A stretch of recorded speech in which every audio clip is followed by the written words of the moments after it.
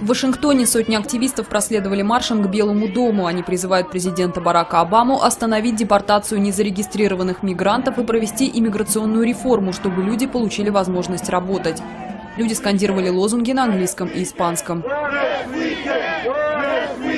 Мы уже устали, мы живем здесь много лет, платим налоги, мы пытаемся делать все правильно. Этот 18-летний протестующий говорит, что он единственный в семье, кто имеет возможность работать легально. Я хочу, чтобы моя мать имела возможность зарабатывать столько же, сколько я, независимо от того, какая это работа.